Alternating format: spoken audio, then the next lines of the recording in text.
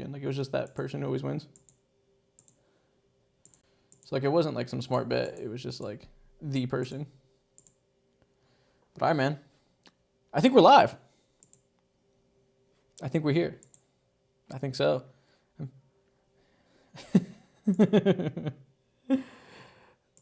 Are we? Oh, yeah, we're about 35 seconds early for the first time. See, we beat the late comments. Look at that. Yeah, get out of here. We got ahead of the narrative. Yeah, man. How y'all been feeling watching this playoff basketball? I know, Donovan, and I'm sure you're very opinionated given your team's current run they're on.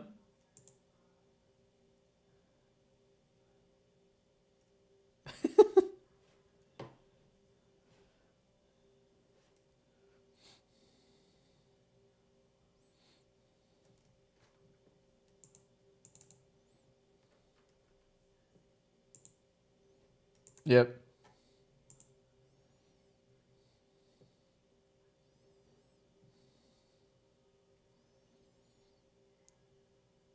Yeah, that's definitely been the narrative. You're right. Mo, you've talked about this before in the past, I think, throughout the season. You're like, the new generation is here. Listen, I know you're a big Anthony Edwards, Shai Gilgeous-Alexander munch. All these guys are thriving. Oh, someone just said Donovan is muted. I'm glad you guys said that. Donovan, you are muted. They're right. Let me check. It might be on my end. Collab cam, audio.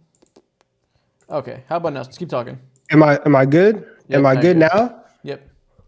There we go. I fixed it, y'all. My bad. Listen, Streamlabs is the program we start with, and it's a program we stream with. This morning, I updated this motherfucker, and they deleted all my settings, so I had to redo all of this.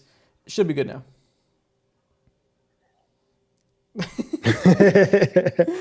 Someone's like, Mo's muted. No, he's not. I can see his bars. Y'all trolling me.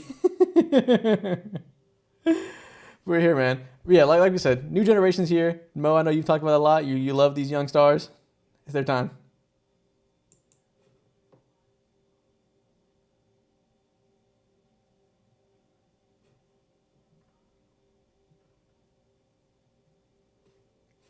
Oh, they're saying Mo's muted for real. Okay, my bad. Let me fix it. Mo. Okay, yep. There you go. Now you're here. We're not muted anymore. Eaters! I should have fixed it. Where are they at? Type if you see me. Oh, they spamming right now. Damn, we got a lot of eaters in the chat. Ew. Okay. But like I was saying, to see Anthony Edwards go ahead and take the league by storm and literally with our two eyes, just see him like elevate and escalate over certain NBA players like maybe a Kevin Durant or Devin Booker or whoever else, makes me proud as an Atlanta Hawks fan, knowing that he's from Atlanta and we have an ET alien representing him. Shut up! Listen, this is all I got. This is all I got. All right, this is all I got. He brought out the Hawk. He brought out the Atlanta hat. You're so shameless. So it's him again. He's glazing. This is all I got. What do you want me to do? Respect greatness. All right, let me read out some donations real quick before we get into the news stories for the day. Shout out to MC Cray. He said, donate $10. Said, hey, fellas, first time, long time. Ding dong, the Wicked Witch is dead. Mo, KD is number 19 all time. Take is aging like a fine bottle of Italian wine. What Larry versus Magic type rivalries do you want to see in the next generation? Let's focus on the KD slander there. We're going to get to that because I'm sure you guys are very opinionated on how the Suns season ended. This is fucking hilarious, bro. 100%. What was your immediate reaction to like KD being out and all that, Donovan? Like, how has your perception changed at all when it comes to KD? Well, he's always felt negative about him, so I don't know how it changed.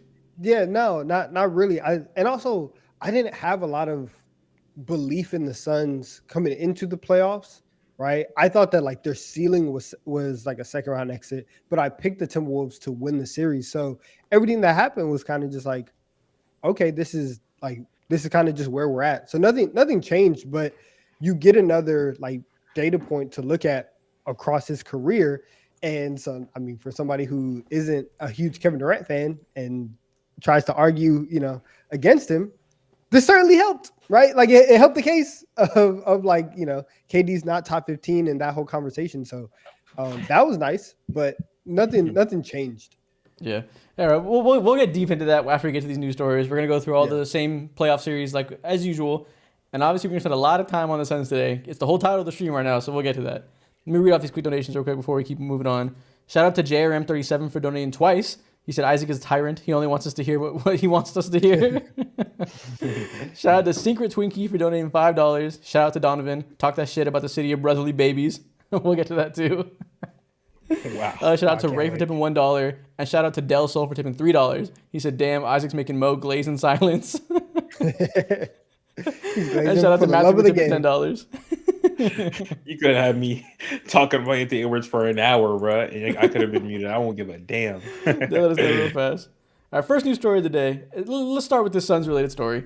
As soon as they lost, they immediately put out a story via Shams Charania, basically airing out the locker room issues. And basically what it said, if you guys can get a chance to read the whole thing, Frank Vogel tried to fire them up before the last game and really get them going, yell at them, hoorah, all this stuff. And a certain player in the locker room rolled his eyes and laughed. And apparently he lost all respect for players in his locker room, or vice versa. How'd you guys feel about the story coming out right after they lost? Before you get to that, shout out to Philly Loving Ginger for donating $100. One of our most consistent donors. Appreciate you, man. Oh my God! Shout out to you. You're going on the TD3 Hall of Famer of crayon eaters. Good God, man, that's beautiful. Appreciate you, man. All right, so how you feel about the story? How you feel about the excuses flowing immediately after they lost? How you feel, Mo? It's just so funny. Like, as soon as the game ends, all these reporters like Shams and Chris Haynes have all these tip-offs from insiders, and they're getting off all their propaganda and stories and all the like things that's been happening throughout the entirety of the year. Just spamming all that stuff as soon as the season ends. Like, folks just got to the locker room. It's crazy as fuck.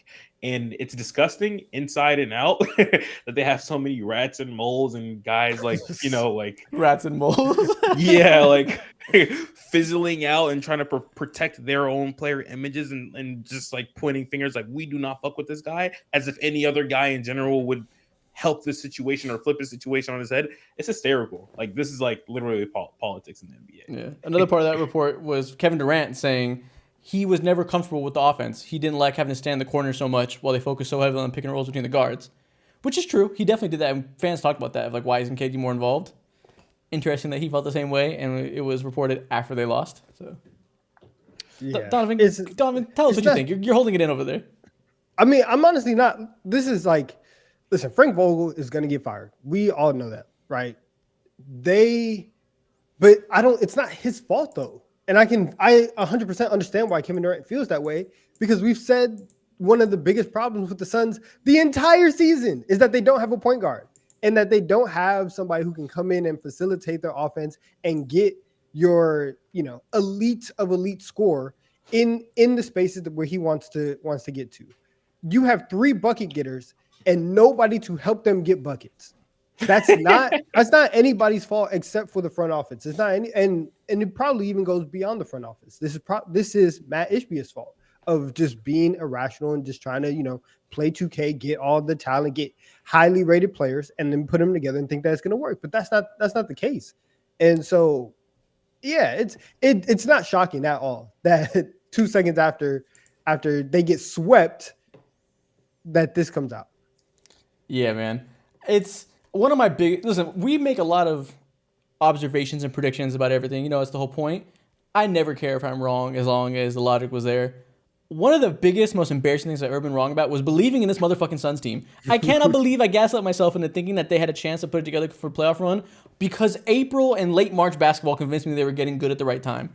We talk a lot about young players making big leaps in March and how you should never believe it because it's fake basketball. It's also fake basketball when these contenders randomly do well against those shitty teams they're playing, like the Suns did. And I let myself believe it and think this would be a really good series going 7 and even having the Suns potentially win it. That was so stupid. I am so ashamed of that. I will say, I'm going to give you a little bit of credit because the Suns had one of the hardest schedules down the stretch of the season. So okay. while everybody else was playing fake basketball, they were kind of like in the trenches with it. And that, like, their schedule in the last 15, 20 games-ish was one of the reasons why I thought that they were probably going to be in the play-in, because I didn't think that they were good. And I didn't think that they would survive that. But you come out, you play Minnesota multiple times, beat them, right? Beat them handily. You beat a lot of the other top teams. And so I can understand why somebody could see the way that they were finishing the season, say, okay, they're starting to peak, they're starting to find their groove, and you get that out the way. But I don't know. The NBA is really, really weird because it's like it really is one of the like main leagues and main sports where for a fact, like playoff basketball is so much different 100% than regular season basketball. Whereas like in football, it low key like is the same. In baseball, like some of the decisions may be different, but it is largely the same game. Yeah. Playoff basketball and regular season basketball are two different things. Exactly. So maybe the point of this conversation is maybe it's less about me believing in the Suns and more about we should have believed more in the Timberwolves for being able to translate to playoff basketball. Mm-hmm. And everybody was all kind of like, they're great. We need to see it in a playoff setting. Cat's not healthy. We know that they've found a way to make these bigs work in the regular season. Leslie works really well in a playoff setting against great teams. And they proved immediately they can. Cat is playing out of his mind, fitting that role he needs to play as the second big on offense and defense perfectly. So maybe it's less about the Suns being embarrassing and more about the Timberwolves are just that good and made them look awful, even though they were probably respectable. I'm so sorry. But there's way more to it than the Suns being embarrassed. What was that gong? Play that? Them being swept. Are you not going to acknowledge that? Did you just play that? Them being swept is irrefutable. You have 2 top 10 players, and you let Anthony Edwards and Rudy Gobert walk you the fuck down. Matt Ishbia, what is going on? He came in this bitch, switched everything up, traded hella players, bro. Got rid of Mikal Bridges, CP3, all them boys, DeAndre Ayton, and everyone went to shit. Their team got so much worse. Rudy Gobert, you let him have the series of his life. Karl Anthony Towns, he just came back last month. Shout out to the Minnesota Timberwolves. Much love to Anthony Edwards, of course, but not getting a game is damning, bro. This man is the Undertaker. It is gross. Not getting swept. Isaac, me and you said that they should at least take this shit to 6 or 7. I said 6 or 7. Swept? Good God, y'all are in the trenches. Yeah. Again, it's embarrassing. In the macro, it's very embarrassing. Like you said, to do this new owner syndrome shit and make these big moves and have it flop so colossally in a very predictable way. All the problems you could have predicted with 3 ball handlers, none of which are good passers, none of which are the strongest defenders in the world, none of which are... Well, Kevin Durant and Booker are great off ball, but, they all need the ball in their hands to really thrive to a certain extent. Mm-hmm. The fact that didn't work out is very predictable. So in that way, you're right, Mo. This is very embarrassing to have done this when you had such a promising team beforehand. But again, I watched this series and was more impressed with the Timberwolves than I was disgusted by the Suns. By proxy, they're going to get the criticism because they were on the other end of that. But I'm really impressed with Timberwolves just being able to dominate them physically in every way possible, which is, the whole construction of the team was based on this idea of being bigger than you at every position, beating you on the boards, beating you inside, beating you in all these ways that give you a leg up before a game even starts. And that worked out perfectly. So I'm more impressed by them than otherwise. Listen, that's true. But I want to take this moment now to transition into an early debate of the day. Okay. Ooh. Because, listen, Anthony Edwards went in yesterday. Over the last week, snatched Devin Booker's chain. Talk about it. I am crowning him the best shooting guard in the league. It is now his title.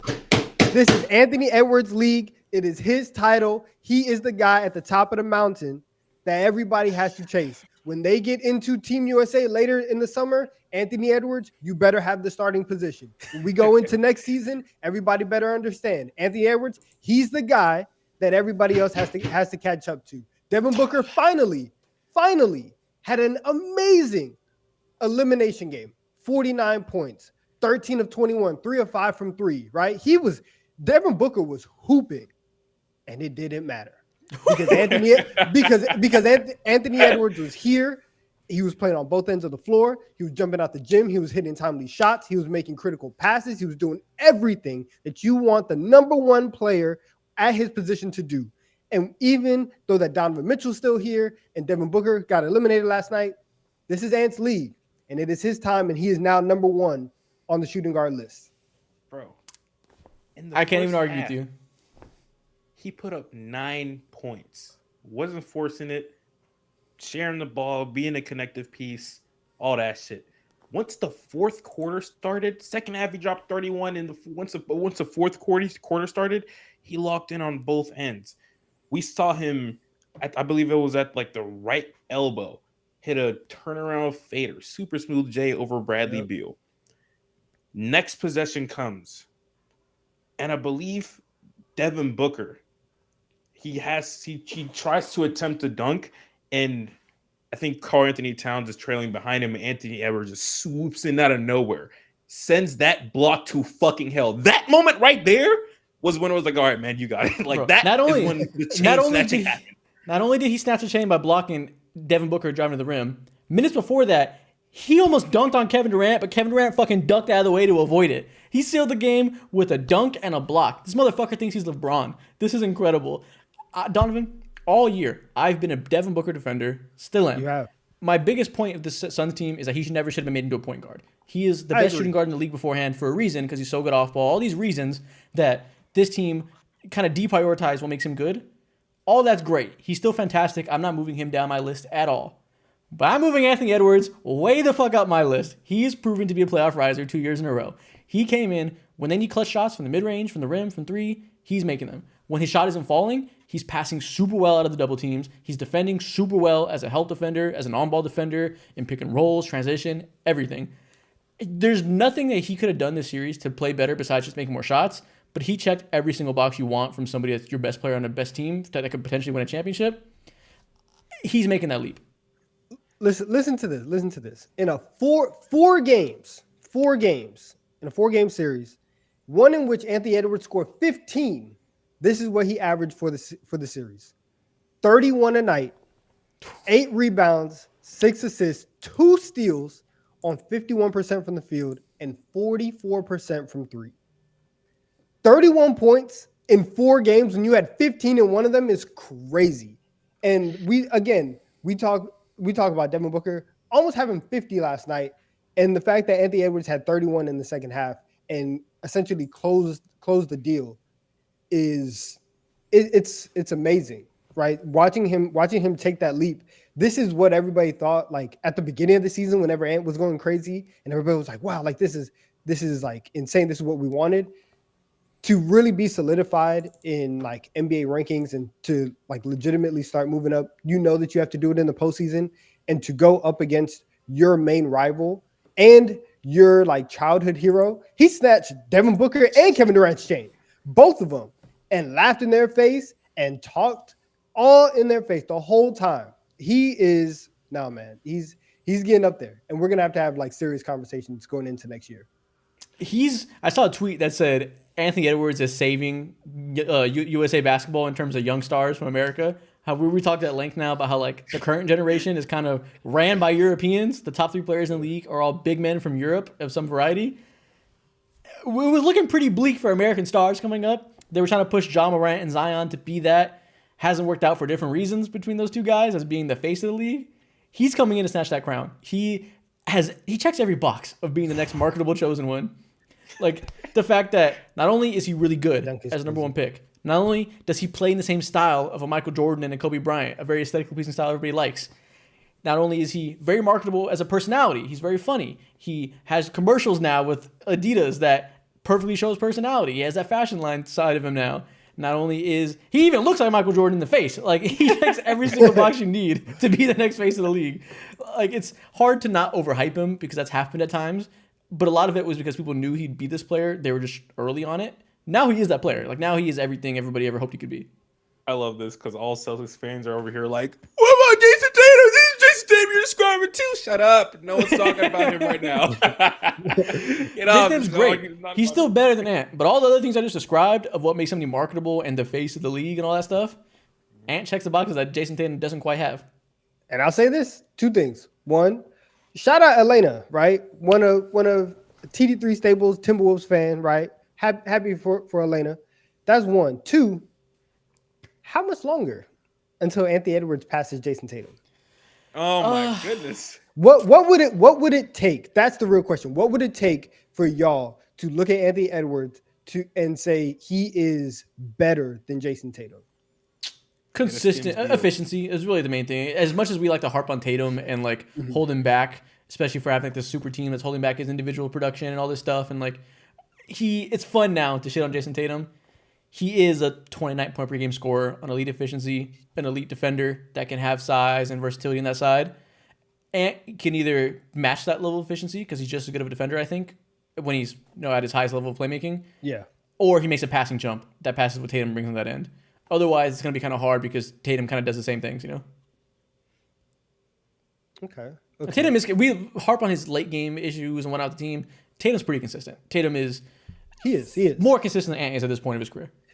He is. I just feel like with a whole bunch of the young stars that have been rising this year, like especially with Luka solidifying himself in the top 5, Shea moving up, right, and even like Devin Booker, all these people are. Every time you think about like, okay, like how high are they? Tatum kind of seems like the line of like, okay, well, are they better than Tatum? Yeah. Are they worse? We can't really disrespect Tatum. That's true. And so that's the only reason why I'm using him as like the barometer, because he's probably going to be the next guy that when you're looking at the list, Anthony Edwards is probably going to have to pass. Yeah, we'll see, man. He's definitely on that trajectory. I agree. 100% agree. Also, shout out to everyone else in line with Anthony Edwards. You gave shout out to Karl Anthony Towns. Like, he played phenomenal. He is a great second option, did all the things that you'd want him to do. There was a funny press conference going around where Anthony Edwards is like, hey, stop making those stupid fouls. We need you on the court and blah, blah, blah, and all sort of shit. Very true. Karl Anthony Towns locked in defensively, didn't do just out of body stuff. And he was just like, very patient defensively, knew where he had to be, was all in the right places. Jaden McDaniels was obviously like, he's one of the best defenders at his position. You can't name me 2 more people than you'd rather have than this dude at guarding any position on the court, Yeah. And like Rudy Gobert, this is like he was spotless defensively, where he was everywhere. He was so good to the point to where Draymond Green gave him credit. He said, Rudy Gobert isn't trash anymore. It's a backhanded ass compliment, but he's like, yo, like this dude is actually good. Your biggest hater gave you props. That's Rudy hilarious. Gobert, this one is going on. I'm glad. Another point to bring up, you mentioned Cat and Ant being like, you gotta stop making fouls, all this stuff. Another way that Ant is really separating himself and being like that next young star, that man's a leader. Like, I'm not typically the type that cares about that. Yeah. I like to like focus on like what's on the court and whatnot, but like it matters. And it's a difference between like, I can't think of an example of who's a leader, who's not from the previous generation. But we like to talk about Kevin Durant a lot. He every time he touches the mic, he'll tell you, I'm not a leader. Nobody looked to me, blah, blah, blah, blah, blah. And he's the opposite. Immediately, every time he touches the mic, he's like, my teammates are all the best. Y'all not fucking with them. You're not fucking with me. You're not fucking with us. He is the type of guy that rallies them. He constantly talks about Cat being the best player. He doesn't believe that on the team, but he knows what to say to hype Cat up, instill confidence in him. And that's important. Like, he's the type of guy to come in and set a culture of trying hard, putting an effort in every aspect of the game, having the whole mama mentality stuff. He's just like that. And that shit is infectious when your player is like that to that degree. 100%, especially because like for a guy like Cat, because I saw somebody say on Twitter today, like for Anthony Edwards to come into this organization and be the complete opposite of what Jimmy Butler was, and show that you don't have to be this kind of guy. Yeah. You don't have to come in, and berate everybody and be like, oh, okay, like I'm taking the third stringers. I'm gonna show you that you're trash. And that's why like, you're not going to win this and that. Like you can come in and put your arms around everybody and people will still want to follow you and you can still be successful and do all that stuff. That's massive, especially for 2 guys in Cat and Rudy who get criticized more than, a lot of players in the league. So positive reinforcement can work sometimes. That's the takeaway. Yeah, exactly. And so for me, like, I don't know what positive reinforcement we have to give our viewers, because there's 1,200 people in here, and we are not even at 500 likes. Like, we're not even at 300 likes. Exactly. What do we have to do, right, to reinforce you guys? Come on. If that is your solution, that's on you. Yeah, man. Okay, I'm gonna go. We got a lot of donations there during that time for the Timberwolves talk. We're about to go talk about the Suns and what's next for them. First, I'm gonna go ahead and read the donations. If y'all can do me a favor, up the stream while he's doing it. Exactly. 1234 tip $3. He said, "Is Spo the best coach of all time in American sports?" No, but he's one of the best coaches in the NBA history, I think. Probably top 10. For sure. Guaranteed. Agree. Top 10 for sure. Broken Suns fan tip $5. He said, Phoenix sports are pain. We're the largest exporter of depression in the U.S. Glad the stream is here to make things better. That's an amazing line. The largest exporter of depression? You were in your bag. That's a bar. You know how down bad you have to be deep in your bag like that, bro? Oh, you must be in deep pain. Shit. That's a writer. Yeah. Shout out to Del Sol for tipping $10. He said this money is to get Mo a pair of ant undies to go along with the Shea undies. About to have a drawer full of undies with men on them. Hey, I might have to make it happen. I might use your money for good use. We're rocking with pride. I wouldn't be mad. Shout out to Elena for tipping $5. Said all my agendas are being proven. I love my Wolves. Hey, you're up right now. Enjoy it. Enjoy it because Nikola Jokic is looming. So enjoy the time while you have it. Shout out to KJ for tipping $10. Love the pod. Appreciate you. And shout out to Matthew for tipping $25. He said nothing more consistent than superstars scapegoating their coach. Scapegoating their coach. That's so true. Shout out to all you guys, man. Appreciate the no-nos. A perfect transition because let's talk about that scapegoating. Like we said earlier, we mentioned it. Kevin Durant, and I shouldn't say Kevin Durant scapegoating him because it was a reporter doing their job. You know, he wasn't out there at a podium being like Frank Vogel's the problem or whatever. That's not exactly what happened. He's probably just honest to a reporter, which is fine. But it seems like the organization is going to scapegoat Frank Vogel. They are locked into the team they have. Bradley Beal is making $50 million a year with a no-trade clause. Kevin Durant is 35, multiple years left on his deal. Devin Booker, multiple years left on his deal. They have no pick control until 2030. No cap space anytime soon. What is next for the Phoenix Suns? What can they do to somehow try and save this team? They're gonna have to sell again. They're gonna have to sell again. That's the only thing. I don't know what you do. Your best asset is Devin Booker, and so if we get a month down the line and Devin Booker looks around at literally everything that you just said, and he's like, I just can't do it. If he's like, I can't do it anymore. We had a finals team 3 years ago. It's all blown up. That was my first taste of success in the league, and now it's all gone. Mm-hmm. I want out of here. That low-key might be good for like the long-term future of the Suns so that they can get some building blocks back, but they're going to have to trade either Devin Booker or Kevin Durant. This is so shameful. Yeah, they nuked everything when they decided to make that trade for Bradley Beal because, like, not to say Bradley Beal's like a terrible talent or whatever. Of course, he played terrible, but he still has some type of value in this league. Good player still. But his contract, trash. That's like a contract from hell. That contract right there, tombstone pile drives your organization into smithereens. There's no coming back because you are getting paid like max player type money, and he's not a max type player just yet, or he hasn't been over the last few years. And for him to have that no trade clause makes his value diminished. Like, he easily has one of the worst contracts in the entire NBA, and all you can do is hope, pray that. I don't know who else is like up there word for word, bar for bar, band for band with worse contracts. Is it Ben Simmons? Those conversations, those are nasty. Not a lot of bad contracts in the league these days. At least right now, we're pretty lucky to not have like these huge flameouts like Ben Simmons. Bradley Beal's pretty one amongst one. No, he's alone as the top of the worst contracts in the league, I think. The fact that he has the no trade clause makes him the worst. Yeah. Because there's no flexibility for the Suns to maneuver around it. And so they are going to be like they're stuck with him until he wants out. And I don't, after the game that Bradley Beal had last night, I don't see any scenario where a team is like, I want Bradley Beal on my team, especially now that he's going to be over 30, is coming off of a bad playoff series, gets hurt every single year, and has a no trade clause, has a bad contract. He's going to be in Phoenix for the foreseeable future. Yeah, I legitimately don't know what they could get for him. Like, salary dump, maybe a protected first round pick. Like, if we survey the league out there, what team needs a guard? Like, needs a scoring guard. They have a point guard already. Like, I don't know. Would the Pacers want him in an ideal world if there was no downside? Maybe you could see him fitting next to a playmaker like Tyrese. But Orlando. you're not giving up value, right? Like, you're maybe going to protect a first round pick and then salary that you don't care about at all from your bench. Like, not real role players, you know? And why would the Suns do that at that point? You're not getting better by bringing in a bunch of nobodies. Yeah, like Donovan said, I think I heard you say Orlando. Yeah. that's like a solid option because he's that shooter and obviously can create off the dribble and shit like that, and that's just much needed spacing that they need. But it's them. Then it's like a team in the dumps. I guess you could always throw out like the Detroit Pistons because it's the Pistons. They have no need to be. They can't be picky. They have but no also at need the for same Bradley time, Beal. like they have Jaden Ivey, and it's like I might rather prioritize him and see what his potential could be. So I don't know. It's like it's tough. There's no real space for him right now with that contract at all.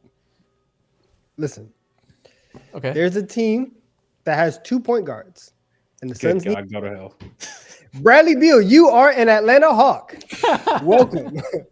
Welcome. It would be a blessing if they can get DeJounte Murray for Bradley Beal. They would be up. It would be godsend. That would be so funny. Now, if things were to change, and if like KD went ahead and requested a trade, we know KD. He don't be staying on teams for more than 2-3 seasons. It's normal. Look at his track record. If he requested a trade, a team that would be number one on his doorstep though would have to be the Atlanta Hawks. DeAndre Hunter, whatever. We don't have many picks left. I'm sorry. If what DeAndre Hunter, DeJounte Murray? Did you just start Let a me clarify. Kevin Durant package with DeAndre Hunter? Let me clarify what you mean. 2024. Hold Is on, that- hold is on, that hold not on, a hold good on. package to you? Let me clarify what you mean. You're saying if Kevin Durant wants to be traded, the first option to trade him will be the Atlanta Hawks? Yeah. You're out of your fucking mind. You're drunk. What? It's not a bad idea. Tell me the package. Tell me the terrible package. idea. I'm sorry. I didn't mean to cut you off. Go ahead. DeAndre Hunter, DeJounte Murray. I might throw you a Yeko Okongwu or maybe Clint Capella. That's a you very would? well-rounded team. You're so Yeah, generous. sure. One of those. Yeah, of course. I got you. Of course. I care about the people that I'm doing transactions with, And whatever second rounders, maybe we can give you guys a pick in 20, 31 since y'all are down bad as fuck. You ain't got no picks. There you go. I'll go ahead. Second rounders. That's the picks they need. They need the Atlanta Hawks second rounders. They ain't got shit. They need something. 7 years. A second rounder 7 years down the line. Yeah. This is elite fan fiction. I think, unironically, I can think of a better trade package to get him on the Lakers than I could the Hawks. Oh, you could. Definitely. But, okay. So, they're going to be stuck with Bradley Beal, right? We can all agree on that? There's Yes. no escaping that. Yes. Obviously, something changes if either Devin Booker or Kevin Durant end up requesting a trade. Let's assume that doesn't happen because, I don't know. It is very realistic, though, that Devin Booker could. That wouldn't be that shocking. But let's say they don't. There's the option of obviously standing pat and trying to just get better minimum signings, some ring chasers to fix their issues and keep their core 5 or 6 players. But outside of that, what other realistic options are there, assuming no trades are requested and they have to do it on their own volition? I don't know if they have real options. They just we talked about all if Booker or KD don't say this summer I want out and you bring back those 3 guys. Grayson Allen is also going to be a part of this core. Yep. So you have those 4 guys. There's the only move that you have is to bring in another coach or to maybe see is Chris Paul willing, right, to come back, play on a minimum, find any point guard that you like have. that. That's kind of the only thing. You have to find like these buyout guys but like, Yeah. vet minimums in the summer to come and fill that role. And that might be it because they don't have anything else. They don't have a lot of flexibility when it comes to trades. We talked about the draft stuff. If those 3 guys want to be there, HB's going to bring them back and you're just going to have to roll with it. Yeah, I think Chris Paul is going to be a very sought after player this offseason. I think if he's willing to take a minimum, like maybe the Spurs will be like, come run our young team. The Suns need a point guard. Maybe the Celtics come be the backup and win a ring. I don't know, whatever it may be. He's going to have options. I like the team a lot more if they could have even the corpse of Chris Paul, who probably isn't going to give you much realistically, but maybe he can stay healthy. Maybe he can do just enough in that roster construction to give them what the Lakers got from Rondo in 2020, where there's another playmaker to add to their players around them and just do a little stuff. And if that's the case, does Bradley Beal become the most expensive 6 man in the world? Do they just try to just make him off the bench? I was thinking the same thing. Probably. Yeah, that might be the move. That would help the lineup flexibility. You bring in a point guard, whoever it may be. If it's Chris Paul, thank God. If it's anybody else, just somebody who can pass the ball and be scalable next to the stars. You start them. Bradley Beal still plays big minutes, but is heavily staggered with Devin Booker and being a true shooting guard. It's weird as fuck. You just should never be a scenario where you have to do that. He would. Then waive that no trade clause. How about that? Hey, don't. How about you hate playing for the Suns then? Like, pick somewhere else. I think he might. I don't know, dude. He just doesn't seem like the type of person to be like, all right, guys, I'm coming off the bench. He's just 30 years old. Well, it's not about his age. He's not washed. He just doesn't fucking fit there. He's not supposed to like it. It sucks, but that's what it is when you have a no trade clause and you're kind of handcuffing your team. The one who's doing the real handcuffing is Matt Ishbia. He needs to get in the fucking lab and watch TD3 podcasts or fucking Kenny videos, thinking basketball. Put him, Bill Simmons, fucking at this point, like watch a little bit of First Take. Maybe you'll grasp something, bro. Because what the fuck he did, like what he did, it seems like he went on NBA 2K My League difficulty on fucking 0. Controlled every single game. What happens if I put KD and Bradley Beal alongside, Devin Booker, and he just speed run through this shit? And he was like, "This has to work." Yeah. Like, he's the issue. There was a report that came out saying that Frank Vogel really preferred having a point guard onto the team, and his request was just absolutely declined, and that does nothing but come from the top, which is James Jones. On top of him is Matt Ishbia and all them. So it's like this team is under his shackles. Yeah, and maybe we're saying all these things as options they have. Maybe it just comes down to they have to blow it up. But can you blow it up when you have 7 years of no pick control? Like, that's absurd. You can't, blowing it up with no picks is how we end up making fun of the Brooklyn Nets. Like, you're just in hell. They would be in even worse hell unless they got blue chip young talent for Devin Booker and Kevin Durant. And so that's always an option, obviously, but I don't know if you can initiate a Devin Booker trade without him wanting to be out first. Because he's a top 3 player in franchise history. You don't really push out Devin Booker, just because you fucked up. That is true. For politics reasons. It doesn't happen. It doesn't happen. So you better hope that you can get Chris Paul back and see what happens from there, because you don't have any options. You have backed yourself into a corner for the next half a decade. That's where you're at. That's where you're at for the next half a decade. Literally, 8th graders are going to be starting their freshman year in college when you guys have control of a pick again. You know what's fucking frustrating? This team in 2021 was promising as hell. Chris Paul and Devin Booker were an awesome backcourt. Bridges, Cam Johnson, and DeAndre Ayton were an awesome supporting cast. I get it. Kevin Durant became available. You got to get him. If Kevin Durant wants to come to your team and he's available, you got to get him. You don't turn down Kevin Durant. But even after that trade, coming into last year's playoffs, I thought they were the best team in the West. I thought they were going to go band for band with the Nuggets and really challenge them. They got injuries, got in the way. Ayton and Chris Paul were hurt. So we never really got to see it, especially off of the little bit of time they had together. They took 2 games. So they were the best team against them during that entire run last year. Without Chris Paul and Ayton. Without Chris Paul and Ayton. Yeah. Why? The fact that they felt the need to make another big move, I get it. Chris Paul was getting old. I didn't hate the deal in the time from a business perspective because you basically got rid of Chris Paul and Landry Shamet, who's irrelevant, for another star level player that was a better use of your money than Chris Paul on that big contract. I understood that part of it, but why not just run it back? Sure, Chris Paul is washed. He would have gave you something. And I still don't really... I remember understanding in the moment why DeAndre Ayton had to be traded, because he had a falling out with the team and all the chemistry was probably terrible. Wasn't the biggest part of that Monty Williams? His ass was gone. Why did they have to get rid of DeAndre Ayton for Yusuf Nurkic, who gave them fucking nothing in the series? Dude... Did Devin Booker hate him? I don't know. Does somebody else hate him we don't know about? Probably. It probably wasn't as clear as the Monty Williams hate. But if you have a former number 1 overall pick on the team that drafted him, you are a year or you are 2 years away, 2 years removed from a finals appearance, and you fire the coach, and then he also gets traded. Yeah, it was probably him. They didn't want him in the first place, right? Indiana offered Ayton the contract, and Phoenix took a long time before they matched it, and they ended up matching it because they figured, let's just have him as an asset, and then we'll be able to trade him so that we don't lose him for nothing. Exactly. if he was unrestricted, they would have let him walk. Or traded him before, but they didn't want him in the first place. Yeah, and I know he had a really terrible start to the year. Everybody on the Trailblazers had a terrible start to the year. That team was in shambles. He closed the year well. But again, March is fake basketball, so maybe don't take it too well. But Ayton in the second half of the year when nobody was paying attention looked like what you would have expected from Portland Ayton, just getting a bunch of touches. So you guys know I'm higher on Ayton than both of you and most people. I've never thought he was a lost cause.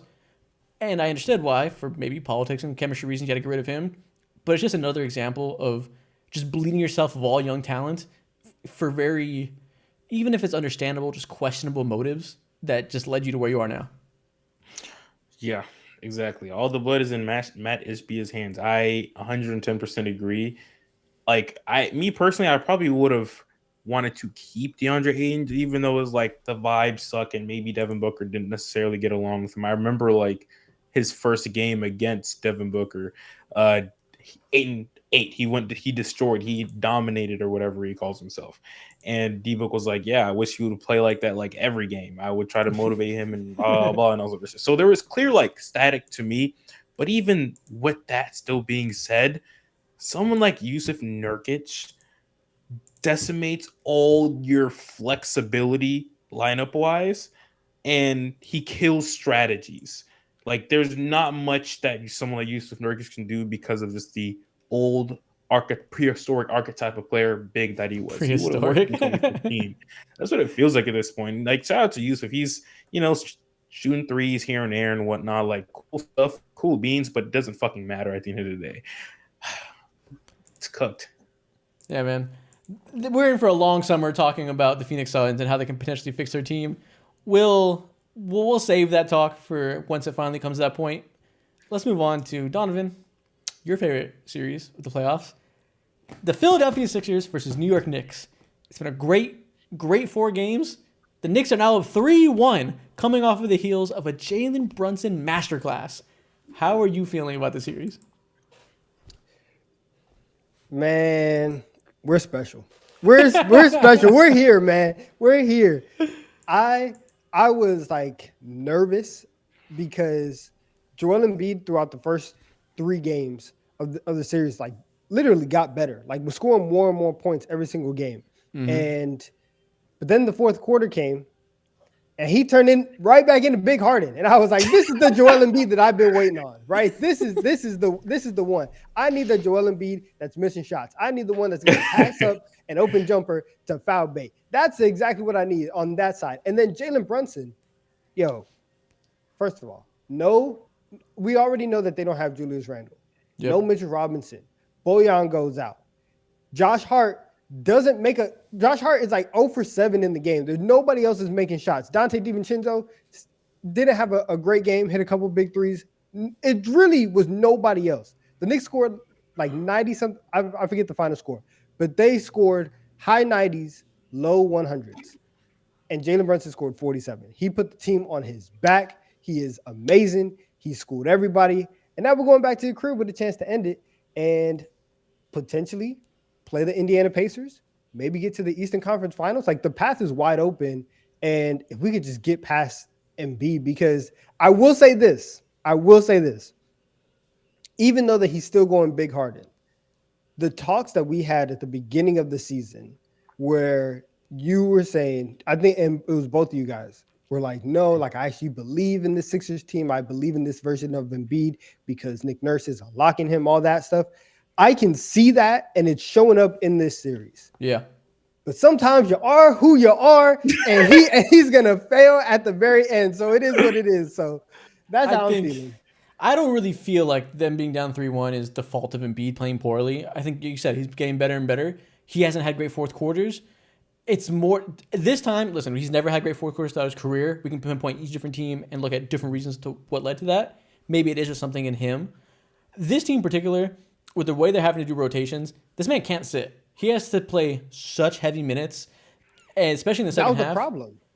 That was a problem. He was so clearly tired. Yeah, and that's the problem. This team has nothing outside of him. When he sits, they get fucking blasted. These lineups without Embiid are worthless. You just bleed points to the point where he has to play big minutes in the third quarter to keep them afloat in these tight games. So he gets to the fourth quarter and he's gassed. And the New York Knicks are full of super soldier conditioning motherfuckers from 1 through 10 that don't get tired, hit the boards every time, swarm every time. The exact type of players you want against a big man who's tired as hell putting his hands on his knees. And it's just, that's just something that they have an advantage over him with and over the whole team with, because outside of Maxey and Embiid, this team sucks. They so desperately need to use that cap space this summer to get more parts. And that's my biggest takeaway, is that these are two comparable teams. The Knicks have the physicality, this conditioning, all these advantages that come out in the fourth quarter and give them advantages. The Sixers just aren't good enough against a team who's a little bit better. Yeah, like someone like Tobias Harris and paying him all that money just absolutely like nukes any chance of you needing like consistent physicality, shooting, and that's all this shit, because he honestly just doesn't do shit.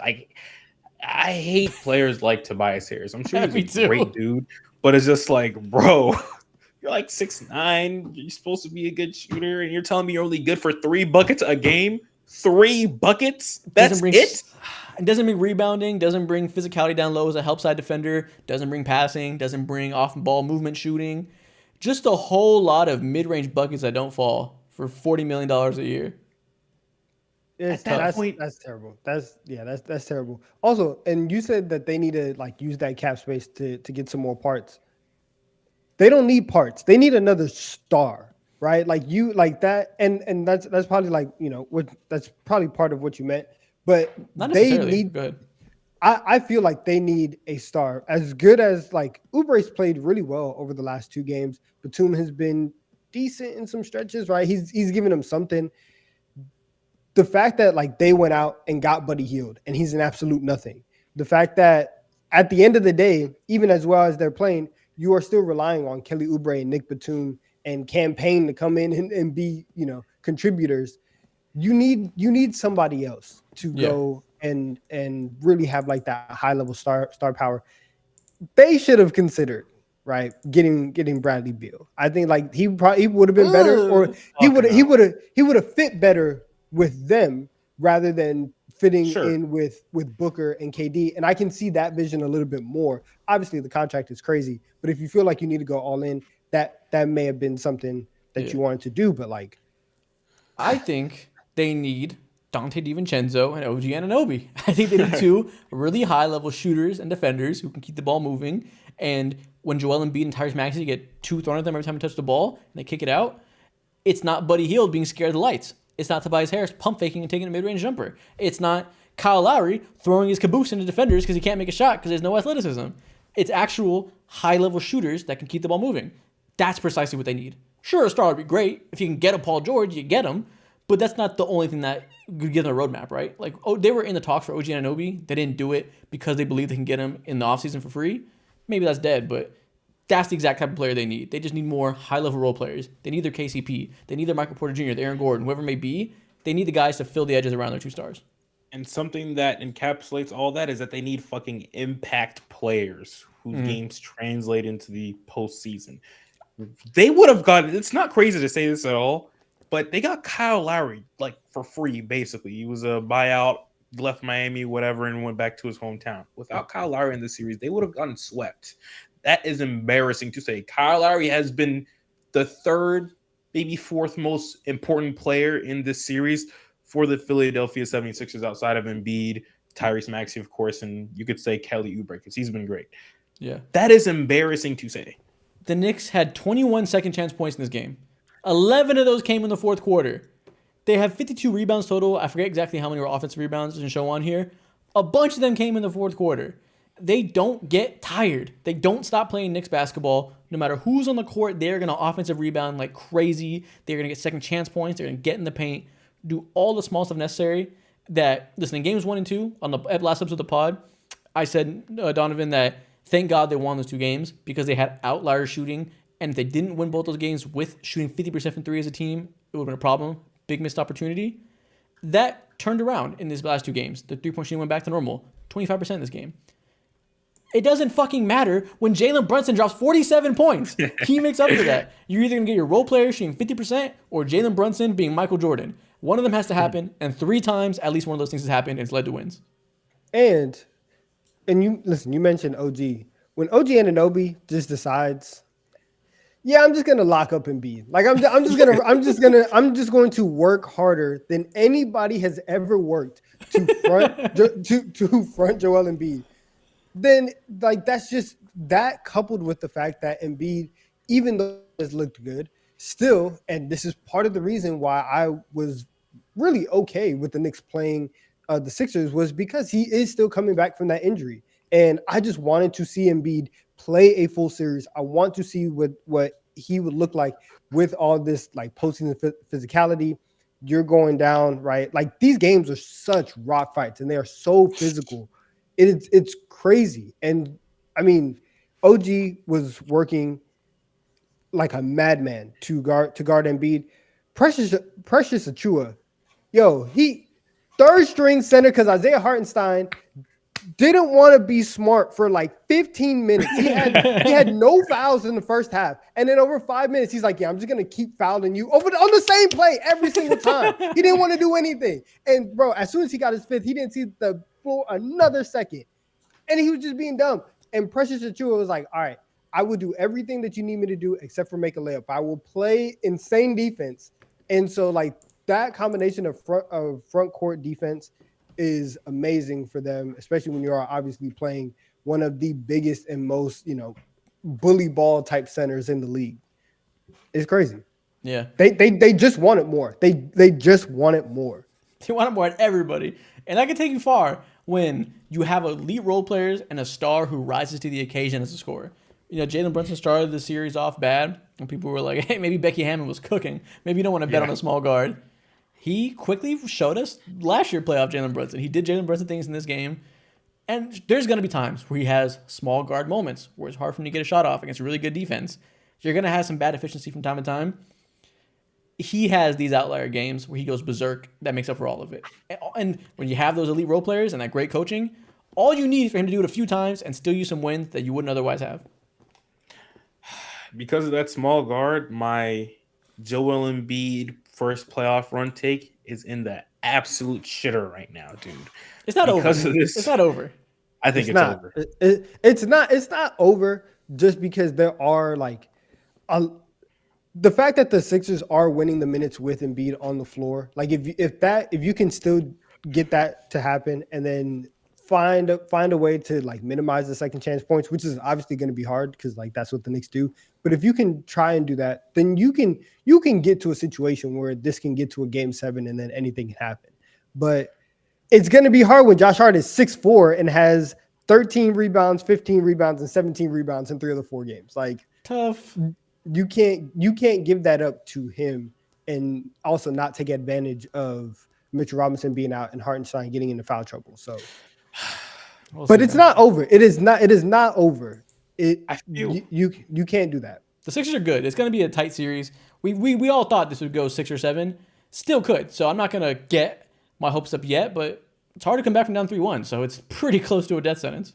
I think this shit is over, man. It just with the way they lost and how they decided to execute one of their final possessions, seeing like them having some 1 minute timeout or whatever the hell the scenario was, and having your first play be like, okay, Kelly Oubre, bring the ball up and jack up a 3-pointer. Like seeing how it all just unfolded just felt so deflating. Yeah, it's tough. Because going back to Madison Square Garden with all those maniacs in the crowd and being in that environment, having Joel Embiid, who's gone through more than enough already this series, asking him to go back there and play another 40, 45 minutes.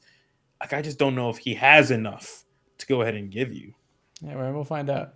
We can move on to the next series. I'm going to go ahead and read some donations right now while Donovan does whatever he's doing right now. Bro took off. Y'all, we're at 623 likes. Can y'all get us to 1,000 by the end of the stream? Let me find out. Shout out to Fire Viper 2001 for tipping $1. He said, would I be crazy to say Murray could have won Finals MVP last season? A little bit, yes. But shout out to Jamal Murray. Shout out to Louis King for tipping $1. KD back to OKC. Listen, if we enter a KD trade saga, I would love to see him in OKC. Reunion would be beautiful. Let's bring it back. Shout out to Broken Suns fan for tipping $5. He said, last night, the Dave & Buster's manufactured more sadness than the sweatshop that made those lame-ass Devin Booker ones. Devin Booker ones are terrible. They are atrocious. They look like shoes that belong to like toddlers. They look just like, bro, you can't be for real. So miniature. Shout out to YC Goosey for tipping $5. He said, "Not gonna lie, as a Denver fan, Minnesota's gonna be kind of hyped. Could be a great series." I agree. It's gonna be a fantastic series. I agree, And for sure. shout out to Ethan Foley for tipping $5. Been watching for a year now. And Don, will you finally admit that Cat is him? Him? No. He's playing well. He's playing okay. But Anthony Edwards has to come in and be his big brother. So like, no, it's not. It's not him.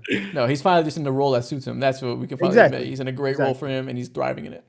And good for him. For real. Like, for real. Shout out Cat, because I did not think that he could do this.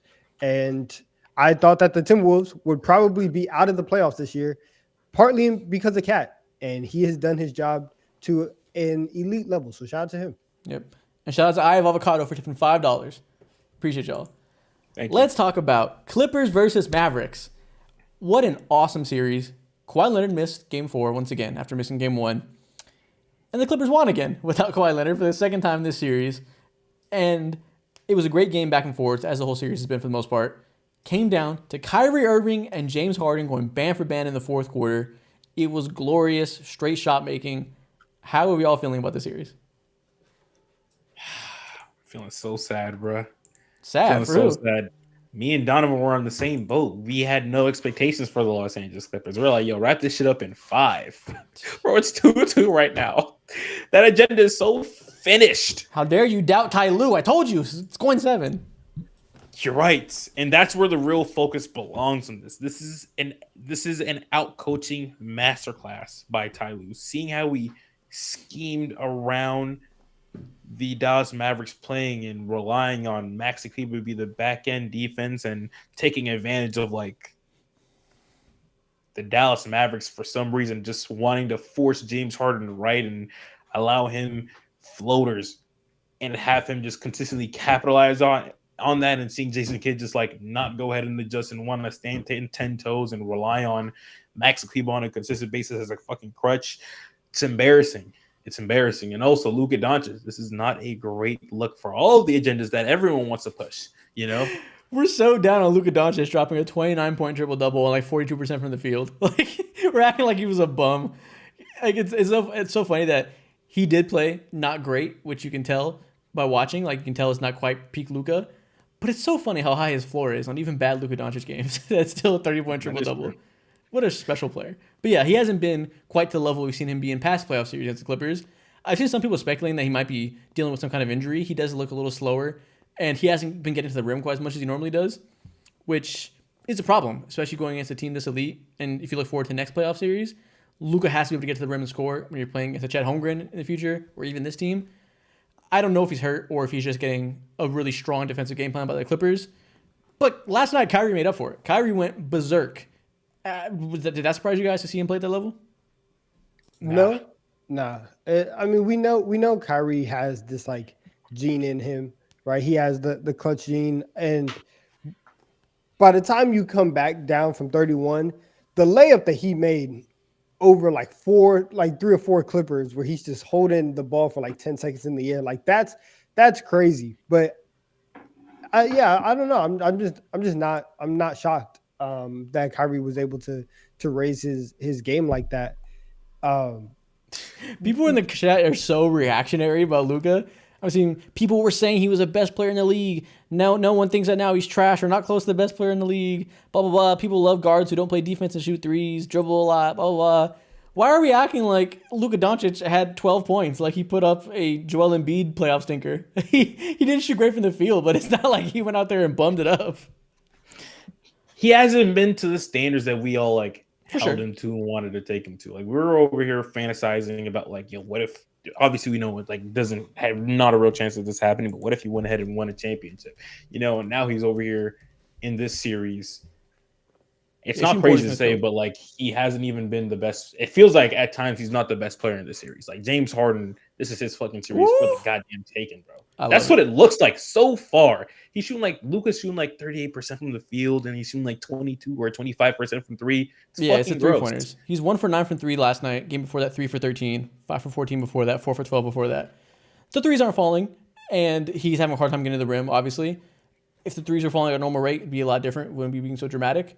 And obviously, you got to make the shots you take. So, at the end of the day, it is a make or miss league, and that comes down to when you're a volume scorer. That decides if you're playing well or not.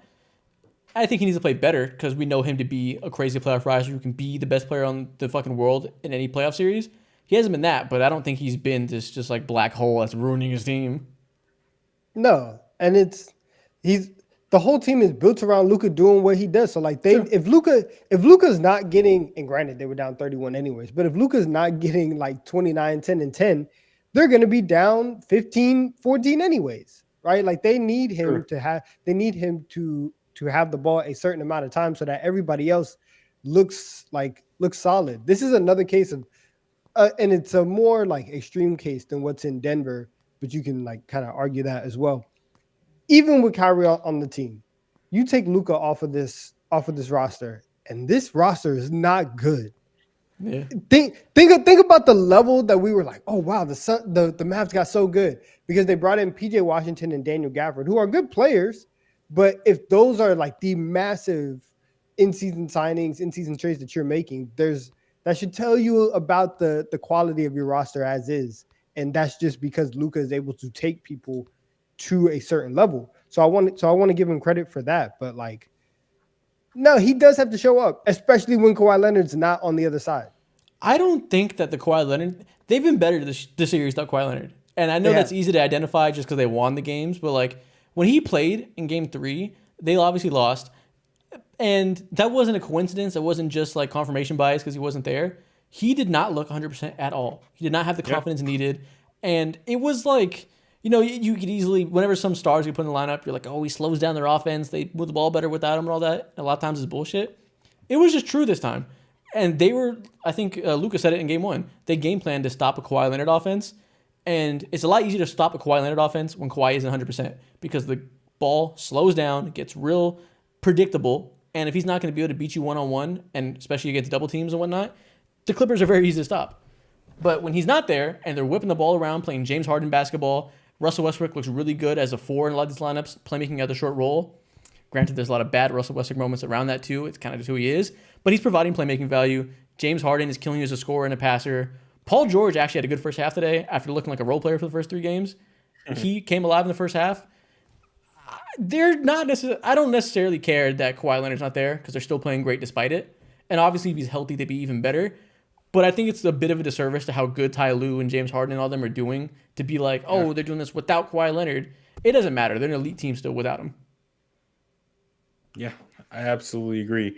And going back to like the Dallas Mavericks side of things are like so interesting considering how much, again, like the whole Max Kleber thing, their big man rotation thing and how they have to pick and choose. And then there's that has to be figured out. And then on top of that, whenever you have Luka and Kyrie on the court, you're killing him. Mm-hmm. They're basically unfuckwithable. But the second Luka or Kyrie need the breather, that's when the game really starts to slip, and a lot of the advantages that they have are just gone. The on and off numbers are kind of like staggering, and it's a little alarming considering like how this team was built specifically for like Luka or Kyrie to be able to survive even when one of them are off the court. So it's a lot of things that Jason Kidd, you're so fried, man. I just know his job is so gone if the Dallas Mavericks lose this series. For sure. And it's interesting that, the Clippers in the past, we've had a lot of skepticism around them before James Harden because they had these 2 forwards who were always hurt, neither of which are elite playmakers.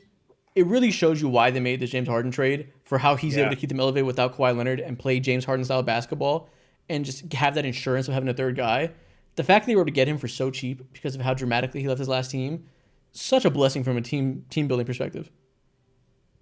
Yeah, I 110% agree. I feel like whenever like we talk about guys like the Nikola Jokic's and Lucas of the world, or LeBron, just like big dudes who can just shoot the hell out of not shoot the hell out of the ball, but score the hell out of the ball while also facilitate. I feel like James Harden is always like, the butt of that conversation, and people would rarely mention him, but his mind and just how he's able to read the floor from top down and understand what's going on, it's up there with the best of all fucking time. He understands the games inside and out from every single angle, and it showed with this game, bro.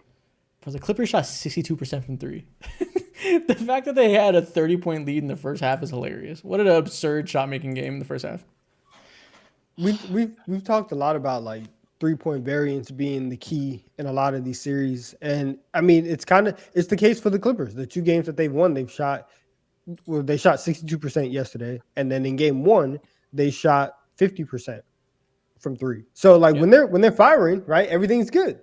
But when it's not, it's not. But we'll obviously see what it looks like, because I think is Kawhi out indefinitely? Yes, I saw that, right? Yeah. So they listen. It's probably going to be better, right? The offense is going to have a rhythm moving forward. That if, like I just said, like if you're not getting Kawhi Leonard at 100%, it does more damage than helps your offense. So it's a best of 3 now, and I'm not gonna lie, it's looking kind of scary for Dallas.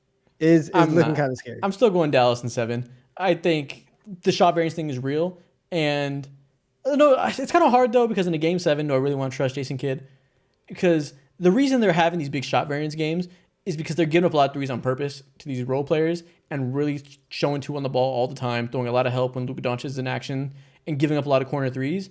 It's very much on purpose. And like you said, Mo, they gave up this James Harden flurry of floaters on purpose. But the Clippers are able to punish them and beat them in all the ways that the Mavs want them to be beaten by.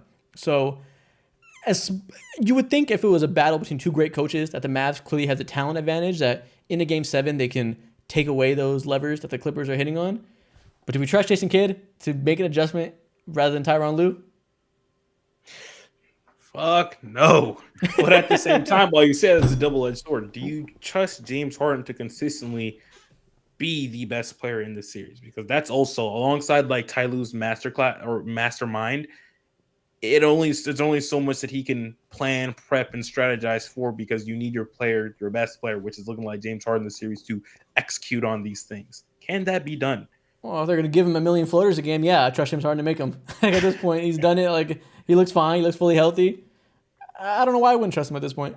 And that's how he famous gets words said before death. That's how he gets you. he reels you in, and then game 7, it's not gonna be pretty. But Yeah. I am a little bit like, I don't know, and maybe I'm setting myself up to be tricked. But after game 1 and after yesterday, I'm starting to feel a little bit better about James Harden going into the second half of this series. So Wow. Chat, what do you guys think? Who's winning the it's series? crazy, but Chat, let us know your prediction. Who's winning the series and in how many games? Is it going 7, or are we seeing a team win the next 2? I'm still gonna for sure lean towards the Dallas Mavericks way, because I believe Luka's gonna eventually get out of this slump. He made that 3-point shooting leap. Obviously, like the injury concern with his knee or whatever is very real, but at the end of the day, he's a great player, and I think great players like him go ahead and surpass obstacles like this. So I think his shot's gonna eventually fall. I think that's the biggest swing factor. Them threes are hitting, them step back threes are hitting, and he can get to the rim with the Maxi Kleber ways that Jason Kidd fully believes in. Like, I think there should be no reason why he won't go ahead and surpass and eventually beat the Clippers in 6 or 7 or whatever it might be. Yeah, it all comes down to his threes into fall. Like we can make big observations about what's making his game slow down. If the threes fall, we're talking a lot differently, and that's the swing factor, because he hasn't been getting to the rim great. It doesn't matter if he makes 3 more threes a game and is suddenly averaging 35.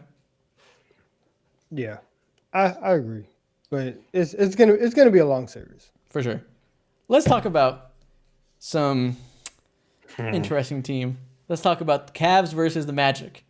Before the playoffs started, on our last stream, we did our predictions. Or it was 2 streams ago now. We picked the Magic. Came in here and we said, we don't really trust the Cavs based on what we've seen as of late. Their offense hasn't been clicking. The backcourt doesn't look good. The front court doesn't look good. Yuck. And the Magic are consistent, going to make the games tough defensively. We'll see what Paolo does. 2 games came by, and the Cavs beat the shit out of them. The Magic look like the worst playoff defense and worst playoff offense I've ever seen. And we were all like, shit, I guess the Cavs got it. Maybe we overlooked them because of a poor stretch, yada, yada, yada.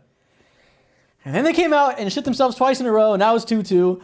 I'm done thinking I know what's going on in the series. The Cavs are so up and down. They are who we thought they were in terms of inconsistency. I don't know what to think anymore. Tell me what I should think, Donovan. You should think that the Orlando Magic are going to win this series. Okay. They obviously, like the shooting variants, like they're going to need people to knock in shots. But for the Cavs, that inconsistency is 100% scary. And the fact that Darius Garland it's not looking good, right? The fact that Evan Mobley had breakout 16 points in game 1, right? Shit. Right? Evan Mobley arrived as an offensive threat. His last 2 games, he's had 10 points, he's had 14 points, roughly on the same efficiency, at least in game 4. So it's whatever. But he hasn't made a 3 in the last 2 games.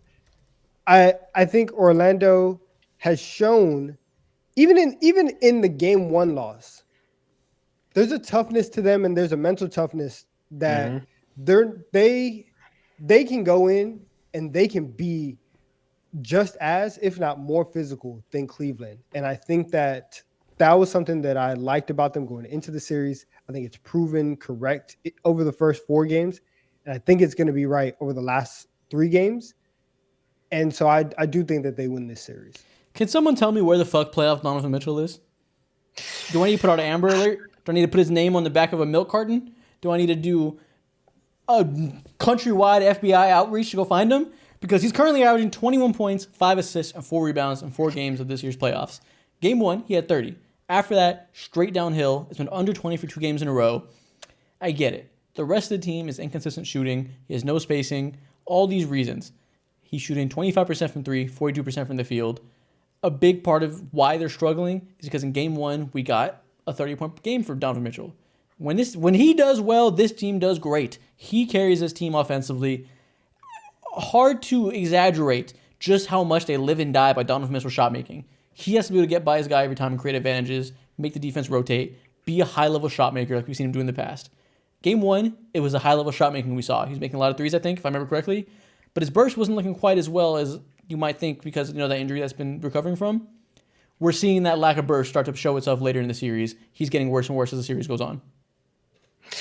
It's no surprise for sure. Donovan Mitchell should by far and away be the best player in this series.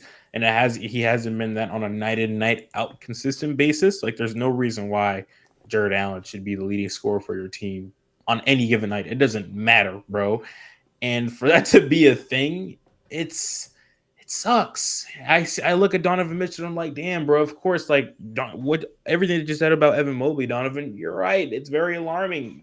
Game-breaking 16 points. That's not what's needed. And then Darius Garland, I believe during the series has been averaging like 12 points. And he looks like one of the worst players in the playoffs right now. Dude, he has no rhythm. He looks like he's so devoid of confidence.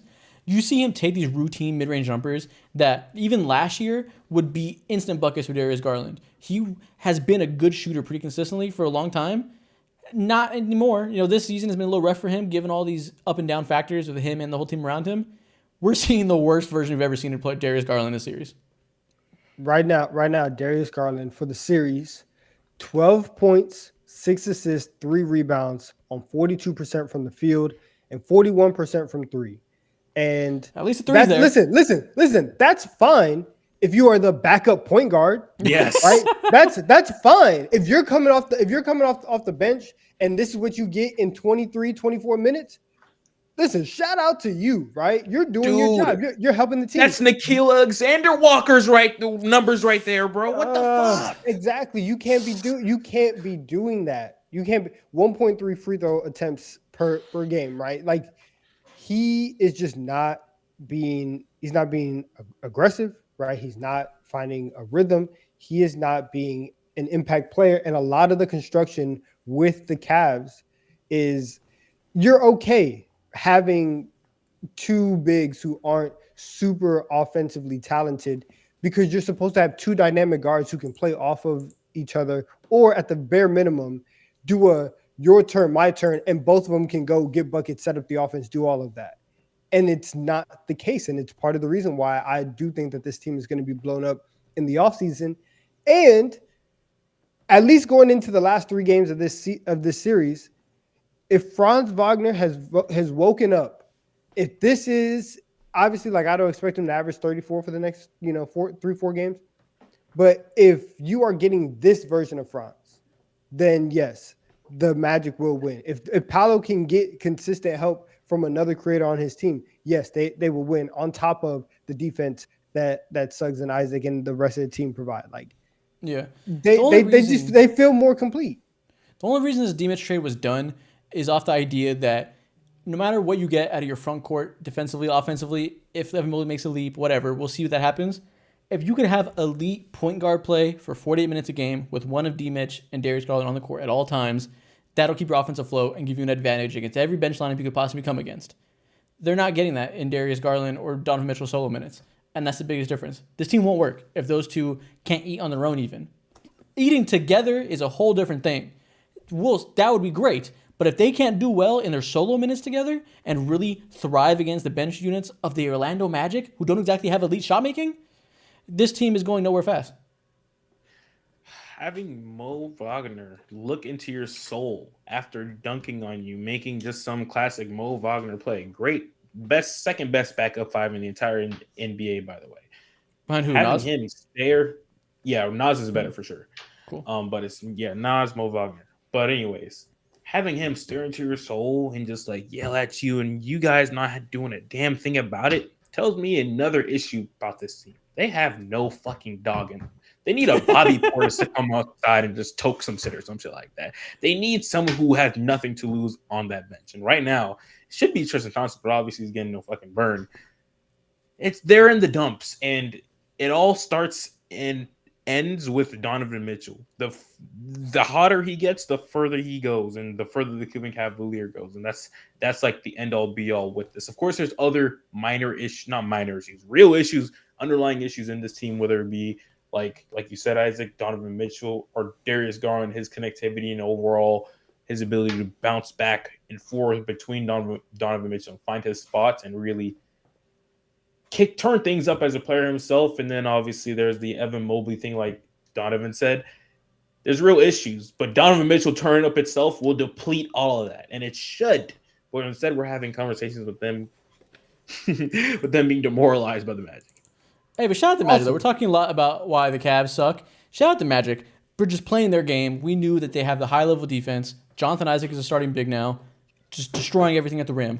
Jalen Suggs, wrecking ball defensively. Marcus Smart, V2. They have 2 wins because one game, Paolo Banchero went superstar mode, won you the game. Second game, Franz Wagner, superstar mode, won you the game. This is the formula for Orlando Magic. Your defense keeps you in it, and one of your top 2 guys, preferably both of them if things can go happen at once, will win you these games offensively by making enough tough buckets. Is that enough to make you have a deep run this year? Probably not. But it's enough to beat the Cavs because the Cavs are awful. Now, we say that. We were saying the same thing about the Magic in the first 2 games. We were like, yo, this team sucks. They can't get any offense, right? The defense, like, we knew that they were limited. And then you come out and you make threes and everything's fine. We can very well go back to Cleveland in Game 5. Everybody settles in at home. The Cavs start making some shots. Darius Garland gets involved early, right? Like, it's gonna happen. We're gonna be in the first 10 minutes of the game. Darius Garland's gonna take 5 threes. He's gonna be 3 or 5. Everyone's gonna be like, oh wow, this team looks pretty good. Yep. And we're like, I can 100% see that scenario. So it really is who's gonna show up on whatever night we play. I'll see you guys in Game 7, and we'll see what happens. Yeah, they're having an unserious off. We've been said this since the start of the series, since we saw the first 2 games. Literally just comes down to 3-point shot variance. We've said this a lot throughout these whole playoffs. This is the poster child for that phenomenon in the NBA. 2 great defenses with lackluster offenses. I think every game has come down to who's made more threes. And it will continue to be that way, like you said, which it's just two teams that are going to get blasted the next round probably. Yeah, for sure. You're absolutely right. Like, neither of these teams have any real life in my mind in terms of like aspirations to make a deep run at all. So just like at this point in time, it's just really embarrassing for the Cleveland Cavaliers to have to go through this. Like, you should be over this stage, over this Yeah, hump. You exactly. added After guys you like wanted this matchup. Exactly. Yeah. I'm glad you said that. Donovan, you were like, oh yeah, we said the same things about the Magic. That's why I feel so much strongly about the Cavs. Because after those first two games where we saw the Magic not be able to make a bucket and we saw the Cavs blow them out, that felt like what we should have expected. We just couldn't predict that because the Cavs look so shitty for the end of the season. But that was the norm. The Cavs should be above this. They should not be punching in this tier. For what we know about this team and their ceiling, what we saw before Donovan Mitchell, then adding D-Mitch into the mix, they should be in the tier above this. They should be in Knicks conversations. They should be in 76ers conversations. They should be in Bucks conversations, whoever it may be. But they're going band for band with the worst offense in the fucking playoffs because they're also the worst offense in the playoffs. It's baffling for the talent at which they have. Like, it's ridiculous. They did not graduate from the phase they were in last year. Last year, what happened was very embarrassing. Julius Randle didn't do a damn thing in the playoffs, but that didn't fucking matter because they just got out physical and just out dogged in every single way and couldn't get over those playoff demons. Fair. Like, of course, it was embarrassing, but year one, whatever, cool. But this year, against a team that's fresh off of like finally completing the rebuild, you should have graduated from this. But instead, your dumbasses, you're retained. You can't go nowhere. You have not evolved, elevated, and you thought you did. You thought you put in the work. You went to summer school. You added new additions, did your thing. You got a Max Strus and you found a Sam Merrill and you continue to invest in Dean Wade and shit like that. Yeah. Niang, of course, and now you're Great. still George Niang. Listen, I'm just saying, guys, they picked up. That's all I'm saying. JB Bickerstaff, get ready to speak G League. This is not going to be a good summer for you, I promise. That's disgusting. Not going to be a good summer, I'm telling you. Maybe for this whole roster. Imminent changes are coming. I agree. Let's see. What other... We can save some of the other series for the episode coming up because a lot of them will be decided tonight, potentially. Mm-hmm. But we can talk briefly real quick about the Pacers versus Bucks before you get out of here. Cooked. Pacers. Welcome to the second round. It's looking like Dame and Giannis aren't going to play in Game 5 either. Shout out to the Bucks though, because they did make Game 4 as interesting as possible for a team that didn't have Dame and Giannis. I don't really know what to say. Like without those guys, without those guys, you don't have enough talent to play the Pacers at this stage. And if Tyrese he's starting to get back there, right? Like he's starting to look a little bit better. So if he's starting to reach his form, Pascal Siakam's hooping, the series feels done to me. It feels so disappointing, which obviously it is because the injuries, like you said. But it just feels like I'm watching regular season basketball. I'm watching Bobby Portis get ejected in the first half because he wants to throw hands. And then I'm watching the Pat Bev and Malik Beasley show. I'm like, is this the playoffs? Like, I'm watching Aaron Nesmith and Pat Bev exchange threes. Like, this is horrible. You're also watching Pascal Siakam go ahead and get a flagrant foul for just staring at somebody after he dunked the ball. It's embarrassing on all ends. But at the end of the day, if I'm a Bucks fan, the only thing that makes me happy is like seeing Chris Middleton show that he can be that guy when needed most, when it actually matters. What we saw over the weekend, him hitting not back to back, but pretty much consecutive clutch shots off the bank. Tough shots like that is just it's encouraging to see. And this series was the season overall, not even the series. The season overall was cooked for them, and this is just like a quicker way to rip the Band-Aid off. If I'm like a Bucks fan at this point, that's how I'm talking. If I'm coping, yeah, I don't even have much to add. Good for the Pacers taking care of business seemingly. We'll see how they match up against the New York Knicks. Exactly. The Bucks are in for a lot of question marks around their team and what they could do to make themselves better going into next year. I don't know if there's much of anything to do, but they'll try and run it back, I'm sure, because, especially when they lost because of injuries, you're not going to blow it up. Like, they're going to give Dame and Giannis more time and another offseason with Doc Rivers to try and gel, but just going on sad. Yeah. Is Giannis going to give him more time? No. He would be insane. Because he went out with injury. If they would have got blasted in the first round, then maybe we would have had conversations. Yeah. But I imagine now, it's not part of the psyche to be like, oh, I lost because I got hurt. Let me request a trade. Yeah. Yeah, but Unless shout you out- don't like the direction that the organization is. Yeah, I Unless don't you know, don't maybe like Doc Rivers and you're just like, hey, I don't like playing with Dame. I can't do this. Yeah, maybe he just hates Dame. Maybe there's that. that would be ridiculous. Yeah, man. It's 4:00 Pacific time. Games are about to start soon. We appreciate y'all for coming out. Tune in for the newest episode this week. You know, we'll be live at this time every day for the playoffs and every Monday for the playoffs. We'll be here at 2:30 PST. We'll see you all in a few days. Eaters disperse.